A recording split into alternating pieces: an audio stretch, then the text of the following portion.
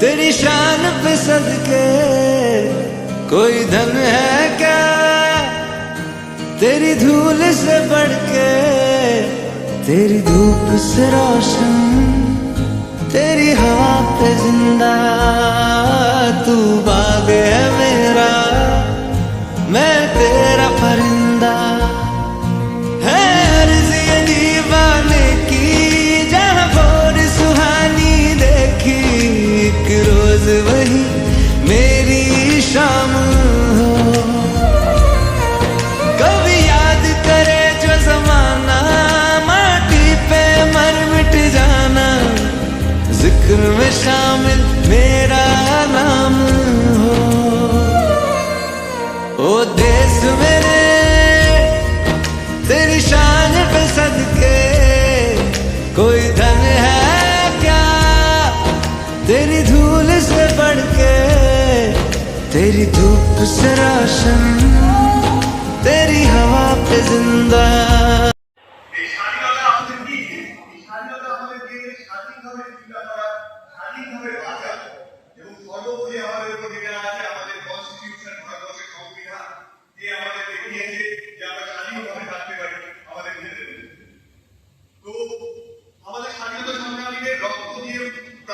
স্বাধীনতা আজকে আমাদের কাছে এসেছে। আমাদের অপার ধন্যবাদ তাদেরকে, ধন্যবাদ বলে হয়তো ছোট হয়ে যায়, কিন্তু আমাদের উপরে যে গুরুদায়িত্বটা আজকে আছে সেটা হলো এই স্বাধীনতাকে ধরে রাখা। এই স্বাধীনতাকে ধরে রাখার মানে আমাদের কি কোনো ব্রিটিশ অন্য কোনো শক্তি আমাদের দখল করছে তা না। স্বাধীনতার যে ভাবনা, স্বাধীনতাকে শুধু সংগ্রাম করে এসে না, স্বাধীনতা একটা ভাবনা, স্বাধীনতার থিঙ্কিং। আমরা প্রত্যেকে এখানে হিউম্যান থাকবো, প্রত্যেকের সাথে ভালো ব্যবহার করবো, তার সাথে আমাদের যে নিজস্ব বোধ বুদ্ধি সেগুলো যাতে প্রকাশ পায়, স্বাধীনভাবে প্রকাশ পায়, তার জন্য স্বাধীনতা। তাই স্বাধীনতা সংগ্রামীরা যেরকম লড়াই করে গেছে, আজকের দিনে দাঁড়িয়ে ঘুরে আমাদের যে সবচেয়ে বড় বক্তব্য সেটা হচ্ছে এই স্বাধীনতার যে ভ্যালুস গুলো, এই যে সংবিধান, ভারতবর্ষের কনস্টিটিউশন, সেটাকে আমাদেরকে ধরে রাখতে হবে। এই স্বাধীনতার সুখ, স্বাধীনতা সেন্টিয়ে নিয়ে আসেনি জননী জন্মভূমিষ্ঠ সরকার লক্ষ্মী ঘটেছে। এই দেশ আমাদের, তাই প্রত্যেকটা জায়গায় আমাদের কাছে মধ্যে এই ভাবনা নিয়ে আসতে হবে। আজকে এটাই আমার কাছে, এই দেশ আমার। আজকে রাস্তায় বাইরে যেতে যেতে আমার মনে হলো আমি একটু কুতু পেয়ে দিলাম, কিন্তু ফেলার আগে আমার কথা চিন্তা করতে হবে কোথায় আমি কুতু পেয়েছি, সেটা কিন্তু আমি আমার দেশেই পেয়েছি। তো নিজেদের দেশকে নিজেদের মতো করে ভালোবাসতে হবে, তবেই দেশের প্রকৃত স্বাধীনতা ধরে রাখা সম্ভব। আজকের দিনে এগুলো কথা বলা করা নতুন নতুন বাচ্চা তাদের দিকে খুব ভালো লাগছে, এবং তারা আমাদের পরের জেনারেশন, তারা তারপর তাদের পরের জেনারেশন, তারা এভাবে দেশ এগিয়ে যাবে। each and everyone will go, এবং I believe they will continue this spirit among them. আজকের দিনে এগুলো শেষ করছি, এবং তার সাথে যে সমস্ত আমাদের কর্মীবৃন্দ ডিএসআইসি ক্লাব এবং অথবা এবং তার টিম এভরিথিং, তারা যারা একটা সুন্দরভাবে সাজিয়েছে, তাদের জন্য আমার তরফ থেকে এবং আমাদের ডিএসআই পরিবারের তরফ থেকে ধন্যবাদ। জয় হিন্দ।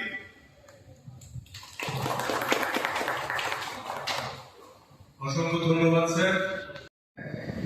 आज के बच्चों को जानना चाहिए कि स्वतंत्रता मिलने से पहले क्या स्थिति हमारे देश में।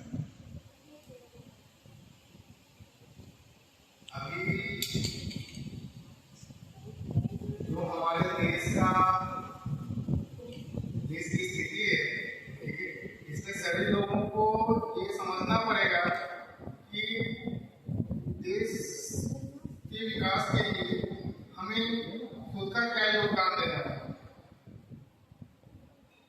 इसके लिए जो है हमें आपस में मिलजुल के रहना, ऊपर जो है शिक्षा बच्चों में होना चाहिए, सारे बच्चों को शिक्षा का अवसर मिले, तभी हम देश का विकास कर सकते हैं।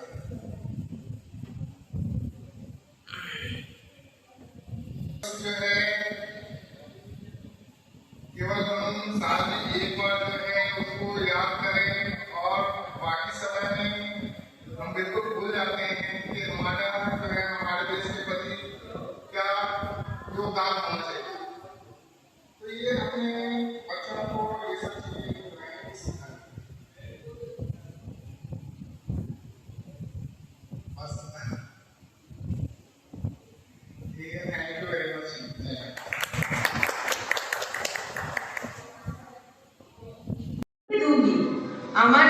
দেব না। কিন্তু রানী, ডক্টরিন অফ ডেথ এই এনেছে ওরা। ওদের আইন ওরা বুঝুক, আমার ঝাঁসির উপরে ওদের কালো ছায়া আমি পড়তে দেব না। তাহলে কিভাবে আটকাবো ওদের? যুদ্ধ, সশস্ত্র সংগ্রাম। জুন 1857 তার নেতৃত্বে ঝাঁসিতে ব্রিটিশ শাসনের অবসান ঘটল। দক্ষ হাতে রানী লক্ষ্মীবাই প্রশাসন ও প্রতিরক্ষা সামলে নিলেন। তবে এতেই শেষ নয়। 1858 সালে ব্রিটিশ সেনাপতি হিউ রোজ ঝাঁসি আক্রমণ করলেন আবার। রানী ও তার সেনারা প্রবল প্রতিরোধ গড়ে তুলেও শেষে ব্যর্থ হলেন। তীব্র যুদ্ধের পর ব্রিটিশ বাহিনী দুর্গে প্রবেশ করলো। রানী ঘোড়ায় চড়ে দত্তক পুত্র দামোদর রাওকে পিঠে নিয়ে কালিন্দী নদী পার করে সুরক্ষিত স্থানে আত্মগোপন করলেন। তিনি তাঁতিয়া টপি ও অন্যান্য বিপ্লবী নেতাদের সঙ্গে যোগ দিলেন ঝাঁসি ত্যাগ করে। 1858 সালের জুন মাসে গোয়ালিয়র দখলে সাহায্য করেন। ওই বছরই 17 জুন গোয়ালিয়রের নিকটস্থ কোটারটি সেরাই অঞ্চলে ব্রিটিশ বাহিনীর সঙ্গে চূড়ান্ত যুদ্ধে অংশ নিলেন রানী, পরনে পুরুষের পোশাক। এই যুদ্ধই তার শেষ যুদ্ধ ছিল। যুদ্ধক্ষেত্রেই শহীদ হলেন ঝাঁসির রানী লক্ষ্মীবাই। ব্রিটিশেরা যেন মৃতদেহের অপমান না করতে পারে, তাই সঙ্গীরাই সৎকার করল মৃতদেহে। ঝাঁসির রানী লক্ষ্মীবাই কেবল একজন রানী নন, তিনি ছিলেন এক জননেত্রী, যোদ্ধা এবং প্রথম দিকের স্বাধীনতা সংগ্রামী, যিনি বুঝেছিলেন বণিকের মানদণ্ড রাজদণ্ডে পরিণত হলে ভারত মাতার দুর্দশার অন্ত থাকবে না। Dogs and Indians are not allowed. চোখ কুচকে তাকালো মেয়েটি, গোটা গোটা অক্ষরে লেখা নামটা পড়ল দুবার, পাহাড়তলি ইউরোপিয়ান ক্লাব। তারপর হাঁটতে শুরু করলো গন্তব্যের উদ্দেশ্যে। মাস্টারটা ডেকেছেন। গোপন ডেরার দরজা খুলতেই হাসি মুখে মাস্টারটা ডাকলেন তাকে, এসো এসো প্রীতিলতা, এসো। মাস্টারটা আজ আসার সময় দেখলাম। আর শুনবো শুনবো শুনবো সব, তবে তার আগে তোমাকে একটা সুখবর দেব। সুখবর? হ্যাঁ, পাহাড়তলি ইউরোপিয়ান ক্লাব আক্রমণ করে ব্রিটিশদের উচিত শিক্ষা দেব ভেবেছি। 23 তারিখ তুমি তোমার টিম নিয়ে এই কাজ শেষ করবে, লিডও তুমিও করবে। চট্টগ্রামের ধলঘাটের মেয়ে প্রীতিলতার মুখে ফুটে উঠল জয়ের হাসি। নির্দিষ্ট তারিখের রাতে তিনি ও তার 15 জন বিপ্লবী সঙ্গী ক্লাব ঘিরে গুলি ও বোমা হামলা চালালেন। ব্রিটিশদের মধ্যে কয়েকজন নিহত ও আহত হলেন। তবে এই আক্রমণের সময় পুলিশের গুলিতে প্রীতিলতা গুলিবিদ্ধ হন। ভূপতিত রক্তাক্ত প্রীতিলতার কি তখন রাজস্থানের রানীদের কথা মনে পড়েছিল? শত্রু যেন আমাকে অবমাননা করার সুযোগও না পায়। তারা অগ্নিতে আত্মহুতি দিয়ে জহরব্রত পালন করতেন। প্রীতিলতা সঙ্গে রাখা পটাশিয়াম সায়ানাইড পান করে আত্মবলিদান দিলেন। ভারত মাতা অশ্রু সজল দেন। প্রীতিলতা ওয়াদ্দেদার শুধু নাম নয়, চাঞ্চল্যমান নারীত্বের প্রতীক রূপে ভাস্বর হয়ে থাকলেন স্বাধীনতা সংগ্রামের ইতিহাসের পাতায়। না, মেরো না, ওদের মেরো না, কথা শোনো। গর্জে ওঠে শাসকের বন্ধু। ছুটে এলো বাধ্য একটি গুলি, অবাধ্যতার শাস্তি দিতে বিদ্ধ করলো একটি হাত। এই হাতে চরকা কেটেছিস বুড়ি, ব্রিটিশ শাসকের বিরুদ্ধচারণ করিস, তোর এত সাহস? কথা শোনো, আমার উপরে গুলি চালিয়েছ, কিচ্ছু বলবো না, ওদের ছেড়ে দাও অন্তত। প্লাটিন রেটে আবারও গুলি লাগে অন্য হাতে। রক্তাক্ত হয়েও এগিয়ে চলেন বৃদ্ধা। পিছনে অন্তত 6000 স্বেচ্ছাসেবক এবং সমর্থকের একটি দল, যার অধিকাংশই মহিলা। তার চোখের সামনে ভেসে ওঠে 3টি মুখ, বাবা, মা, আর অন্ধকার থেকে আলোর মতো বেরিয়ে আসা আর একজন মহাত্মা গান্ধী। হাসি মুখে তারা যেন বলে ওঠে, এগিয়ে চলো মাতঙ্গিনী। 1932 সালে আইন অমান্য আন্দোলনে যোগ দিলেন। লবণ আইন অমান্য করলেন, ব্রিটিশের জেলে ঠাঁই হলো তার। মুক্তি পেয়ে কিন্তু দমে গেলেন না, দ্বিগুণ উৎসাহে চৌকিদারি কর মহকুবের জন্য লড়ে গেলেন। দেখতে দেখতে এলো 1942 সালের 29শে সেপ্টেম্বর। 6000 মানুষের নেত্রী গান্ধী বুড়ি চললেন তমলুক থানার থেকে। পুলিশ বাধা দিল, তিনি গর্জে উঠলেন, বন্দে মাতরম! 144 ধারার দোহাই দিয়ে থামতে বলল পুলিশ। মাতঙ্গিনী এগিয়ে চললেন। 2 হাতে গুলির পরে শেষ গুলিটি বিদ্ধ হলো কপালে। ভারত মায়ের বীরঙ্গনা কন্যার রক্তে সিক্ত হলো তার অঞ্চলখানি। নীরবে অশ্রুপাত করলেন দেশমাতৃকা। তবে এই মৃত্যুতে প্রতিজ্ঞাবদ্ধ হলেন অন্যান্য স্বাধীনতা সংগ্রামীরা, মাকে স্বাধীন করতেই হবে। নারীর কাজ শুধু সংসার নয়, দেশের জন্য লড়াই করাও তার কর্তব্য। এই বিশ্বাসকে বুকে নিয়ে পূর্ববঙ্গের সমুদ্র উপকূলের তীরে ছোট ছোট পাহাড়ে ঘেরা এক সুন্দর শহরের বুকে, যেখানে ব্রিটিশদের বর্বরতা শুরু হয়েছিল, তার বিরুদ্ধে উত্থান ঘটে এক শক্তি, যার অন্যতম কাণ্ডারি হলেন কবিগুরু সম্বোধনের অগ্নিকন্যা কল্পনা দত্ত। যে নারী নিজের জীবন দিতে প্রস্তুত, তাকে কেউ দাসী বানিয়ে রাখতে পারে না। এই দৃঢ়তার মাধ্যমে অগ্নিকন্যা মুক্তিযোদ্ধার পটভূমিতে তার আত্মত্যাগের আখ্যানকে প্রমাণ করেন। স্বাধীনতা ভিক্ষা নয়, রক্তের বিনিময় পাওয়া যায়।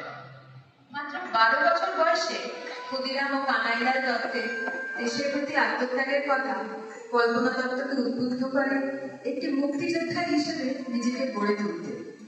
তিনি যোগ দেন নেতাজির পরিচালিত ছাত্রী সংঘে, এবং সেখানেই পরিচয় হয় বীণা দাস এবং প্রীতিলতা ওয়ালেদারের সাথে।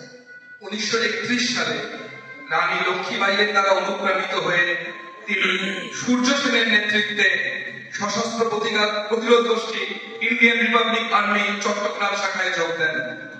1931 সালের সেপ্টেম্বরে সূর্য সেন তাকে প্রীতিলতা ওয়ালেদারের সঙ্গে চট্টগ্রাম ইউরোপীয় ক্লাব আক্রমণের দায়িত্ব দেন। ঝড়ের রাতে শত্রুর গুলির মধ্যবিন্দুতে দাঁড়িয়ে কল্পনা দত্তর একমাত্র বিশ্বাস ছিল, যখন জাতি শৃঙ্খলে আবদ্ধ, তখন নিজের নিরাপত্তা ভাবা অপরাধ। 1933 সালে 16 ফেব্রুয়ারি পুলিশ গৈলালা গ্রামে তাদের গোপন ডেরাটি ঘিরে ফেলে। এই অভিযানে সূর্য সেনকে গ্রেপ্তার করা হয়, কিন্তু কল্পনা দত্ত পালাতে সক্ষম হন। তিনি কারাগারে সূর্য সেনকে মুক্ত করার জন্য বোমা হামলার চেষ্টা করেছিলেন, কিন্তু ব্যর্থ হন। অবশেষে 1933 সালের 19শে মে কল্পনা দত্তকে গ্রেপ্তার করা হয়। চট্টগ্রাম অস্ত্রাগার লুণ্ঠন মামলার দ্বিতীয় বিচারে কল্পনাকে যাবজ্জীবন কারাদণ্ড দেওয়া হয়। 1939 সালে মুক্তি পেয়ে তিনি কমিউনিস্ট আন্দোলনে যোগ দেন। তিনি বিশ্বাস করতেন, স্বাধীনতা শুধু পতাকা বইয়ে পাওয়া যায় না, দরকার ন্যায় বিচার ও সমতার জন্য লড়াই। পিসি যোশীর সঙ্গে বিবাহের পরেও তিনি সমাজ ও শ্রমজীবী মানুষের অধিকার আদায়ে কাজ চালিয়ে যান। 1943 সালে বাংলার দুর্ভিক্ষ এবং বঙ্গভঙ্গের সময় তিনি একজন ত্রাণকর্মী হিসাবেও কাজ করেন। যে 1942-এ গান্ধীগুলি তমলুকের মাটিতে রক্তাক্ত হয়ে পড়েছিলেন, তার ঠিক 1 বছর পরে নেতাজি উপস্থিত হলেন সিঙ্গাপুরে। তিনি উদ্বুদ্ধ হলেন নেতাজির আদর্শে, তোমরা আমাকে রক্ত দাও, আমি তোমাদের স্বাধীনতা দেব। নেতাজির বক্তব্যে লক্ষ্মী স্বাধীনতা প্রতিটি রক্তকণা নেচে উঠল, দেশকে স্বাধীন করতেই হবে।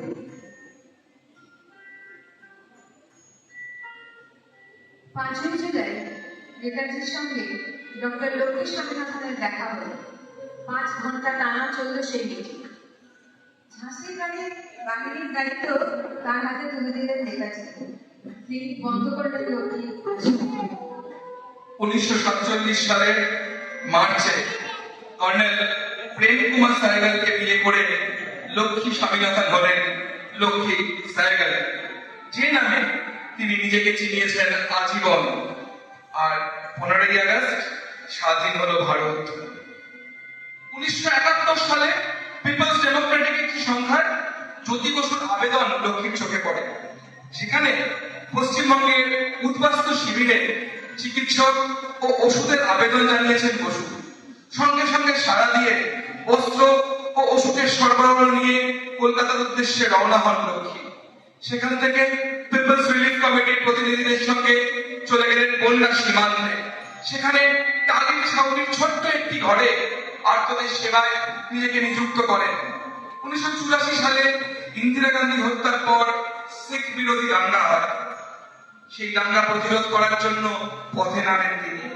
যেখানে লক্ষ্মীর ক্লিনিক ছিল সেখানে একজন শিখও মারা যাননি, শিখদের একটা বাড়ি বা দোকানও জ্বলেনি। 1989 সালে ইউনিয়ন কার্বাইড গ্যাস ট্র্যাজেডি অব্যবহিত পরে লক্ষ্মী একটি মেডিকেল টিম নিয়ে ভোপালেও যান। সেখানে দুর্গতদের মধ্যে কাজ করেন। গর্ভবতী নারীদের উপর এই গ্যাস দুর্ঘটনার প্রভাব কি পড়তে পারে সেই সম্পর্কে একটি রিপোর্টও পেশ করেছিলেন সেই সময়।